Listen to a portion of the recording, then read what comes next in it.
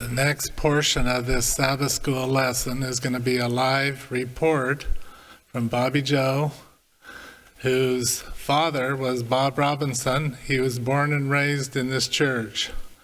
And that's Ruth and Sam's niece. And we'll let her take over, and we'll do the Sabbath school lesson when she is done.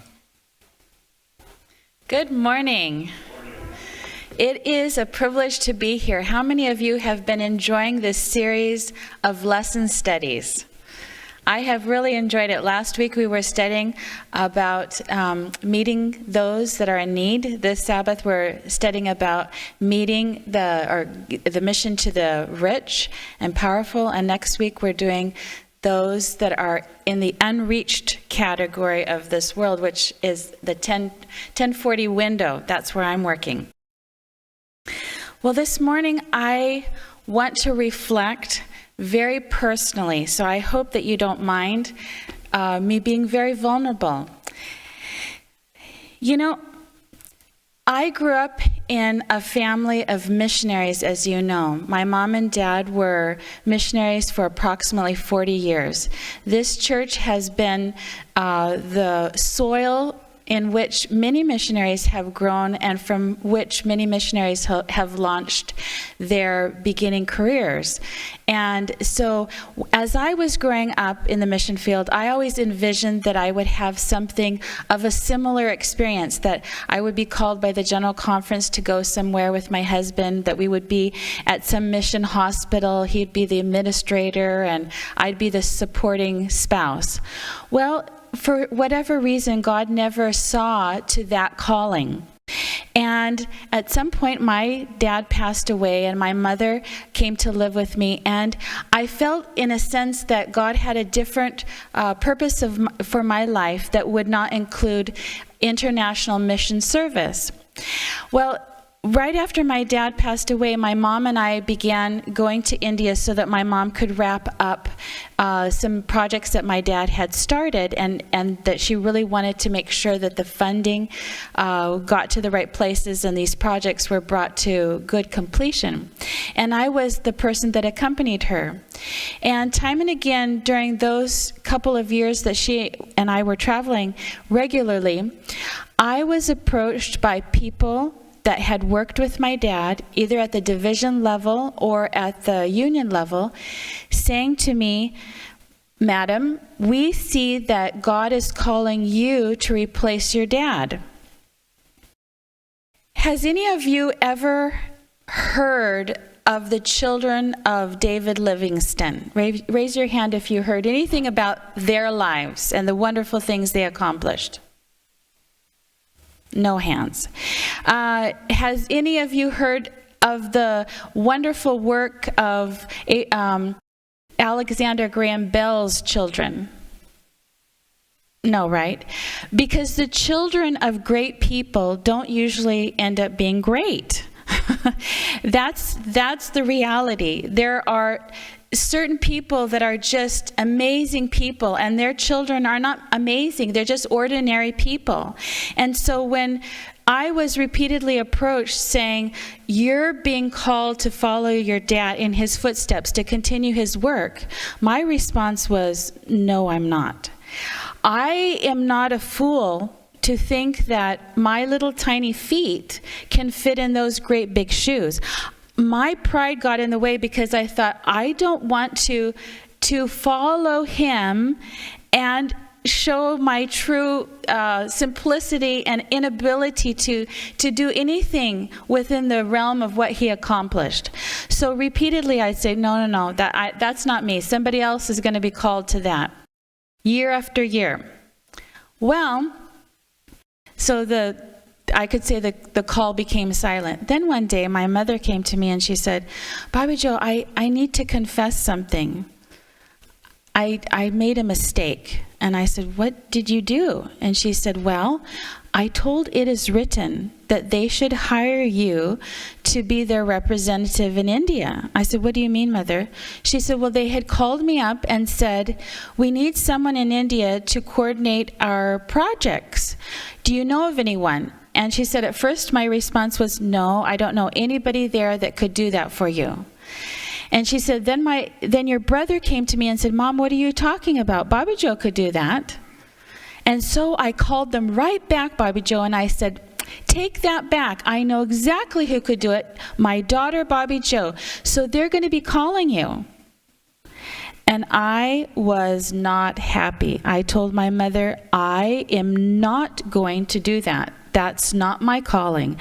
My children are of an age where they need me at home. My husband is not being hired to go. I can't go alone. India is not a place for a woman to go and work. That's not my calling. So to support my stance, my strong stance, I went to my husband and I said to him, this is what happened. You agree, right, that it's not my calling? And he said, no, I don't agree. You need to say yes to that. And I felt more angry. So I went to my son. I said, you would agree, right? And every child I went to, I said the same thing. You would agree that this is not a good match for your mom. I need to be at home, correct? And they would individually say to me, no, mother, you need to take that job. You need to take that job. You need to take that job. I got more and more angry because it seemed like an incompatibility between what I thought was wise, what my training would facilitate, and the need.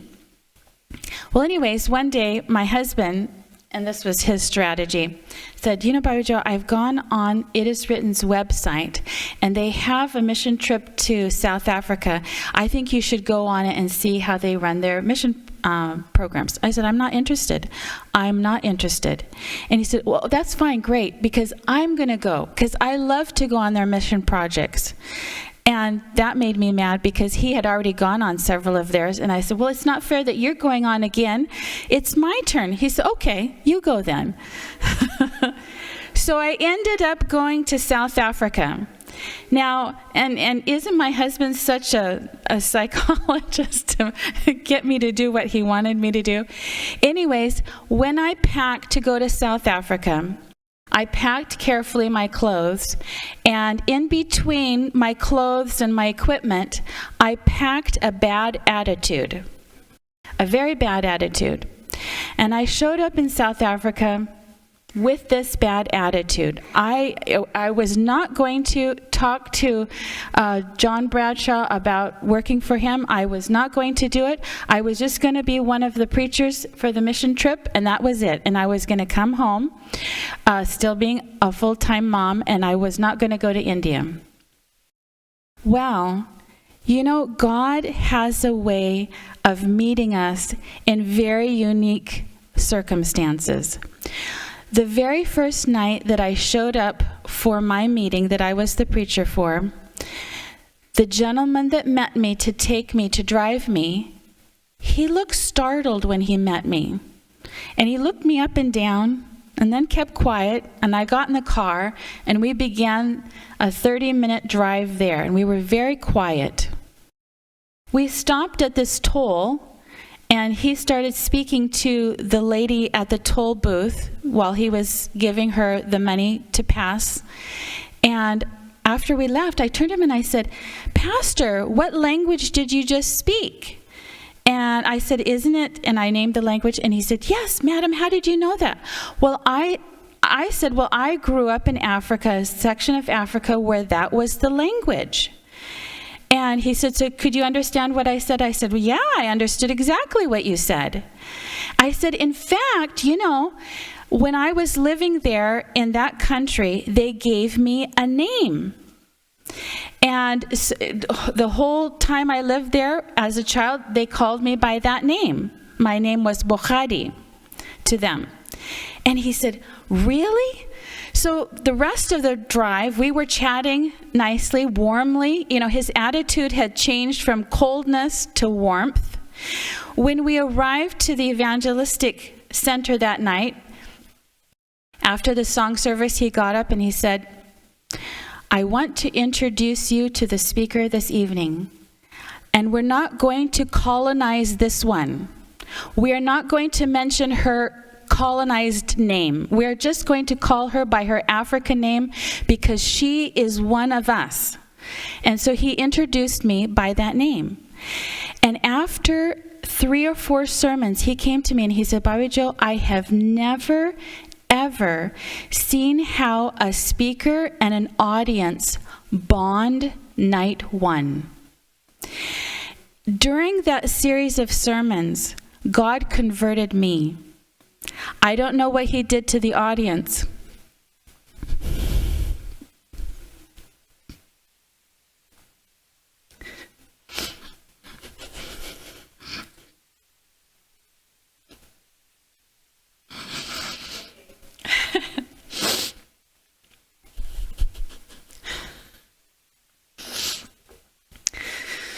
But he converted me. Just give me a moment. And I'm so glad he did. I'm so glad he did.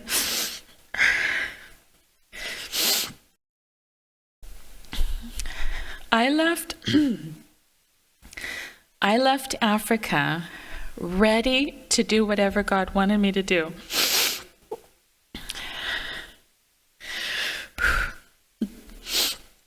Now, before I go on, I want to tell you something very interesting. As a child, I had grown up in Africa, as you know. And as a 9-year-old, God actually called me to do evangelism. I had attended a small branch Sabbath school.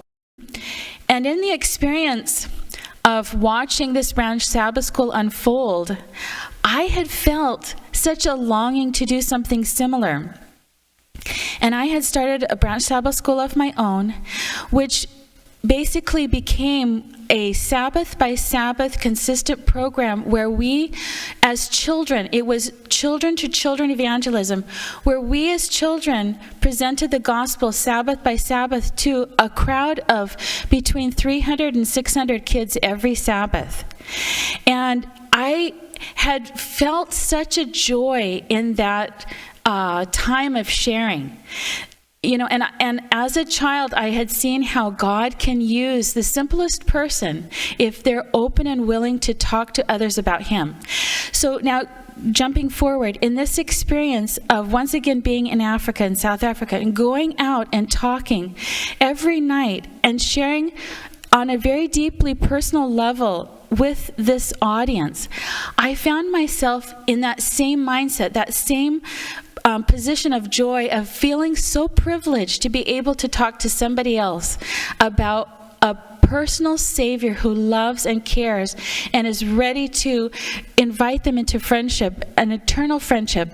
And that joy was rekindled in my heart. So I left South Africa saying, Lord, if you want me to do something, I'm willing and ready, and you can have me, whatever that takes. My husband has said, please do it, Bobbyjoe. My children have said yes. My mom has said yes. So if that's truly something you want me to do, I'm willing. But what do you want me to do? So I contacted It Is Written, that we had this conversation, and they said, Bobbyjoe, we want you to go to India and you figure out what it is that we should do there. So I flew to India, and I felt extremely overwhelmed because I didn't know where to start. I didn't know what the project should look like. And who was I? I'm not a pastor. I'm just a mother. A mother of 3 children, and I don't have, the wealth of experience that my dad had to do his projects. It was just me and the question, what and why? Why me, and what should I do? So I began to talk to various people in India, various missionaries and various conference and union leaders, trying to figure out the what. And I couldn't figure it out. Day after day after day, I tried, and I was lost.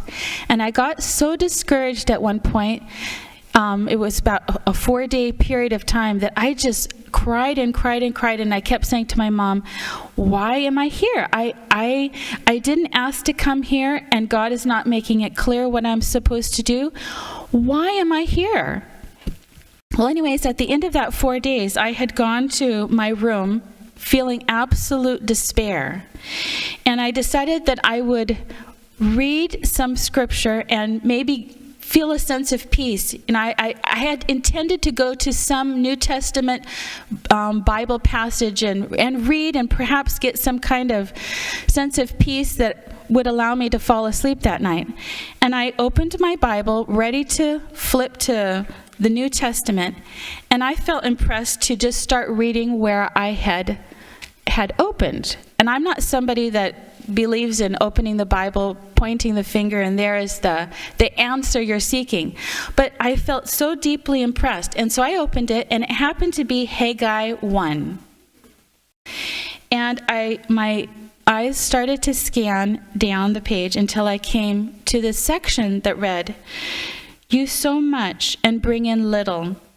You eat, but do not have enough. You drink, but do not have your fill of drink. You clothe yourselves, but no one is warm.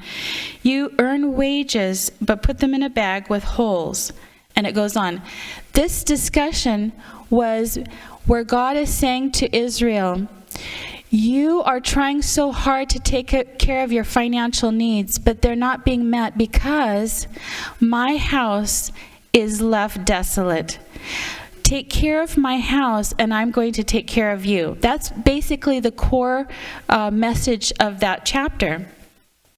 And in that moment, when I read that, it became so clear what the calling for me in India was. Across India, there are many closed churches. And God was saying to me personally, on a personal level, Bobbyjoe, don't worry about your family, your financial issues at home. Don't worry about those. I want your whole focus and your attention on the work in India. I want you to take care of my name, my honor there. In India, if there's a closed church or a closed place of worship of any religion in a village, the villagers feel a sense of there's a shame to that. They feel that the God of that house of worship may not protect the village. And so in some places where we have a closed church, some villagers will actually have a light, like string an electrical wire to that church and have a light bulb constantly burning in the church. So there's this sense that it's still open, that it's still being used. So the God of that church will not harm the village. So when we have a church that's closed in a village, it brings dishonor to God's name. And in this passage, I could hear God saying to me, Bobbyjoe, I'm calling you to make sure that that's not going to continue. That the churches that bear my name should be open for worship, so that my name can be honored in every place where a church bears my name. So with that, I felt a sense of joy. I felt like, okay, God is calling me to do this work for Him. But how does one do that kind of work when they don't have the experience? So anyways, I contacted It Is Written, and I told them that I felt that what we should do is open closed churches. And we began that year doing so, and we opened, I think, about 100 that year. Then COVID hit, and as you know, the whole world shut down. Literally, the whole world shut down. And there was, again, a big question mark in my mind. So what am I supposed to do during this time? In India itself, the police officers, if you were caught out on the roads, would beat the people with their sticks, their billy clubs. The only legitimate reason for being outside your house was to get food or to get water. Other than that, you were not allowed out of your house. And every place of worship, whether it was a mosque, whether it was a Hindu shrine, whether it was a Christian church, they were all locked down and kept tightly locked. So what is the person supposed to do who's been called to open churches if churches are not to be open? And after a great deal of prayer, I asked through phone conversations, I asked my team in India, do you suppose that we could still do VBS programs? Because in all these villages, there's children that have no education going on. They have no way of learning. They have no activities. They're just running the village streets. And so I said, do you think that that's a possibility? So they looked into it, and we ran, with government permission, we ran during COVID VBS programs in 130 churches. Isn't that amazing? And all of the places where we did this, at the end of the week, the villagers came and begged that we continue our program because it was such a blessing to the children. They estimate that over 3,000 children graduated from the VBS program during that 1 month where we did it in all these multiple churches. Yes, so God showed us that we could do creative things even during COVID. Also, during COVID, It Is Written had done a program here in the United States called Hope Awakens. So I contacted them and I asked them for their sermon series. And I asked evangelists in India that spoke 7 different languages to translate, preach these sermons, and record themselves. So as a video recording, not just audio. Video recording of themselves preaching this series of 20 sermons in 7 different languages, and we uploaded it to Facebook. We did that during COVID times. So God, and many other things. So God gave us creative thoughts about how to reach people for His name, even though we were faced with this dilemma of closed churches and a tightly controlled society, with the social distancing. Well, anyways, about a year ago, I felt impressed that it was time to physically start visiting India again and come up with a project to move church openings forward in a more rapid pace. And so I started talking to my team, went over to India and sat with them and talked with them about what we should do. And God gave us a beautiful concept. He actually gave us an acronym before He gave us the program plan. The thought had come to my mind, we should call this program Crescendo. And each letter of the word should represent a part of what the program stood for. And then God gave me the ideas of what each part should contain. It would be a full year-round program that would last for 3 years and basically address more than just opening churches, but the whole spiritual health of the section, East Central India Union section. That was the section that I wanted to focus most of my attention with.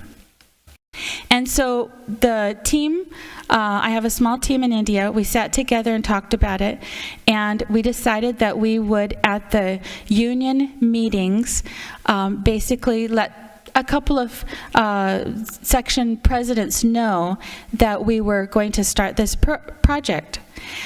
Well, I had, during COVID, sent money to India, tried to raise money and send it to India, not certain of how the money would be used in specifics. I knew, generally speaking, what we would use it for, but not the specific components of it. So we were saving up money as much as we could, because we knew that at some point a project would come that we would need to fund. And I wanted to make sure that I had the financial security. I wouldn't be anxious about where to get money once that project started. So in my mind, I could fund 3 sections over 3 years with the money I had on hand. And I went to the union meetings, armed with that agenda, 3 sections, 3 years. And at the end of the meetings, certain presidents began to approach me. Madam, we would really like to be involved in your project. We have heard that you're going to be reopening churches. Our section really needs you. Can we be chosen to be part of your project? And I said to the first one, yes, you can.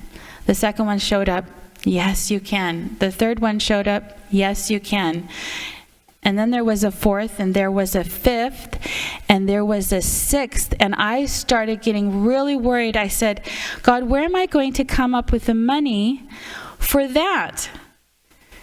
Well, interestingly enough, no other sections approached me. It was just those six. And so I said, Lord, if you've impressed them to come and request to be a part of it, I'm going to trust that you come up with the money. Another part of this whole God's provision and God's leading and God's miracles is the fact that just before I had gone to these section meetings, I was diagnosed with multiple sclerosis, which limits my physical ability to, go and meet potential donors, show up to ASI, go to camp meeting. It's not something I can physically do. And so the how became even greater in my mind. How am I possibly going to, fund 6 sections, when I can't even approach donors with a request to support this project? So I came home to the States and I just laid it out to God. God, you called me. I didn't ask for this. You gave the inspiration for what it was that you want us to do. And the thoughts for this project, the details of it, are not mine. They never came from me. They came directly from you, because I can't even come up with all those concepts, not even being a pastor or project coordinator. So if that's true, if you've shown your faithfulness time and again, you will surely provide the funding as you see fit, and I'm going to trust you on it. A couple Sabbaths later, I happened to attend a Sabbath school, and I was asked to present the project to the class, which I did. This is in Loma Linda. And after I sat down, I sat down next to an elderly gentleman. He looked like he was in his 80s. And he pushed a little paper next to me, and he said on the paper, I want to support one Bible worker. And so I wrote the note back, thank you, I appreciate that. And after a few moments, I turned to him and whispered, if you know of anybody in your circle of friends who would be interested in financing Bibles, would you direct them to me? And he leaned back and he said, me, ask me. And I said, oh, okay. He said, well, how many Bibles are you needing? And I said, well, I have raised a certain amount of money, but the whole purchase of Bibles that I'm needing is $50,000, so I'm short $30,000. And his eyes got really big, and he said, well, I couldn't possibly come up with 30. And I said, that's fine. I mean, even if you gave enough for 10 Bibles, it would just be so helpful. And he said, well, what I'll do is I'll give you half. I'll give you $15,000. Meet me on Sunday at such and such a place. I'll have the check ready for you. $15,000. I was just stunned. I said, God, you're a God that provides the funds, provides the project, provides the energy, provides everything. Wow, thank you for inviting me to be part of this project of miracles. So the next day, on Sunday, I showed up to the meeting place, and he, as he approached me, came with a very sorrowful face. He said, Bobbyjoe, I'm so sorry. I can't do like I said. I said I'd give half. I can't do that. And I said, it's okay, not a problem. Just any amount is just wonderful. God provides for the rest. So he handed me the envelope, and I said, well, do you mind if I look in to see? I'm just so excited to see what you're giving. He said, yeah, go ahead. I pulled it out, and it was a check for $30,000. Time and again, God has shown himself faithful. Very faithful. And, when I went to South Africa and I packed my bad attitude, God knew that my bad attitude was in that suitcase. He saw it. You know, he knew what kind of attitude Jonah had.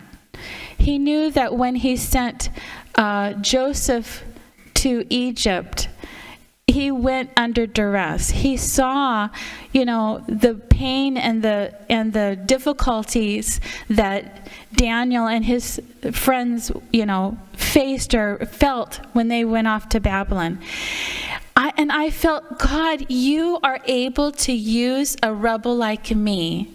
You are able to take somebody like me and use me despite myself. And it made me love God so much better. It really did. God is not needing us to be converted before he uses us. He takes us even in an unconverted, selfish, self-centered, bad attitude state, and he says, I want you in my family, and I've got a job for you to do. And when he unleashes us to do work with him, to follow with him, to work side by side with him, he changes us. He makes us new. And in closing, I want to just read something that I had written as a reflection as I've gone through these Sabbath school lessons. Something just jumped out at me, and it is this. The question in my mind is it possible that the most critical issue, the focus of God's mission to humanity, is the message of forgiveness? Forgiveness to me, forgiveness to whomever is my friend closest that I'm talking to about God. Jesus shows himself the master of forgiveness, the master of liberating from the clutches of despair to sin, so that the heart can respond to him. And when we talk to others, our message should be one of reconciliation, that the Father loves us so much. He's a Father that opens up wide the homestead to wayward prodigals like me, like you, like everyone in this world, the family of God. And so I just wanted to ask you to pray for me. You could call me the missionary that needs a lot of prayers and a lot of learning and a lot of growing and a lot of converting. I would appreciate your prayers every day. I need them. Right now what we're doing is we're currently in the process of opening 174 churches in India. We have trained 54 Bible workers. This year, the VBS program that we did, we had 6,000 children that graduated. When we did our initial evangelism in 58 centers, over 1,300 people accepted Jesus as Savior. And that's just such an exciting thing. What just occurred before I came a couple of weeks ago was elders training. I was just in India about a month ago. We did elders training where we're training people like lay people such as yourself how to care for a church, so that if they lost their pastor, if they lost their Bible worker, they would be able to run the church themselves. And the last thing that will wrap up our year is occurring in January and February. We are going to be having reaping evangelism. At this moment, we have about 7,000 people taking Bible studies. When we start our new year cycle, we're going to be focusing on another 144 churches to be reopened. We're going to be hiring 48 new Bible workers. So the project is getting bigger because everything that we've done this last year, we're going to be doubling. The churches that we opened last year will be doing evangelism again with them next year. The Bible workers that we trained last year, they will be retrained with our new batches. The VBS that we did last year in those churches, we will be doing it again. So over the course of the 3 years that we're working on this project, we hope to impact or open 490 churches across that section. These are very small community churches that about 30 people, 45 people will be attending. So it's a much smaller church than this. But people are excited to have their church reinstated, to have a Bible worker there again. They're excited about learning how they personally can be a part of keeping that church healthy. Thank you for your prayers on my behalf. Thank you for praying that God will lead me and care for me, and that He'll give me wisdom for every day, because that's the biggest thing I desperately need. This, of course, is my dad, who has very big feet, whose shoes I cannot possibly fill. You know, I love the story of the Good Shepherd, you know, and how Jesus basically paints himself as a shepherd who loves his sheep. And the reason I like that is because in that flock are sheep of all ages. There's no sheep that he neglects. There's no sheep that he forgets. The lambs, the aged, whatever, they're each of great value to him. And he carries us each in his care and his loving arms. One thing I love about the work I do are the children. They're just absolutely precious. And you know, when God sent Jonah to Nineveh, he said, there's so many thousands who don't know their right hand from their left hand. These children need to know about Jesus. They deserve to know that there's a God who loves them, that they can live a life of freedom and joy. This is a typical church that we are reopening. We clean up the yard. If we have the money to repaint it, we'll repaint it. Sometimes we need to repair the roof or the flooring or put in new doors. Sometimes the door has been corroded or ruined in some way. These are a group of Bible workers from one of the sections. And it's so fun to, after training them, because they're just lay people like you and I that have a desire to be actively sharing Christ with others. So they come to be trained to be Bible workers, and then they care for 3 churches each. These men arrive not knowing how to do so, and the joy and the excitement that they have in sharing Christ and opening these churches and nurturing the village is just exciting to me. This is during elders training. Elders training is a 1-day training event, and to each of those we had at least 150 people show up. We did 81 centers, so 81 meetings like this, and it's in India, a lot of the elders end up being women because that's what populates most of the churches. So we have a lot of men outside the church. I didn't get a picture, but beyond, there's at least 100 people beyond the back door. It's a little bit embarrassing for me. I'm a very shy person, but when I go to visit the churches or I come to the elders training, the villagers are so thankful to have their churches reopened, so thankful to be having elders training that they often meet me with buckets of marigold petals and just douse me. And it's very overwhelming, but it's their way of expressing to the donors, and I just happen to be the face of the donors, a gratitude that we would be funding this because they themselves can't do it. They're day laborers and they don't have the money to fund this. The sections don't either. And back to why I do it, because these children deserve to know that God loves them, that they're part of the family of God. I just love this picture of this little boy and his lolly and his little tongue to the side. You know, this picture captures the utter joy that each feels in the opening of the church. I had just come out of a church seeing it, this church was brand new, reopened, came out of the door and they said, "One moment, madam, we have a cake." And it was a beautiful little cake. It said, "Welcome, madam," on it. And I stopped everything. I said, "Bring a table." And I set the table, sat down, and I fed a piece of cake to everyone there. You can see the Bible worker. You can see some village children. You can see some of the village women.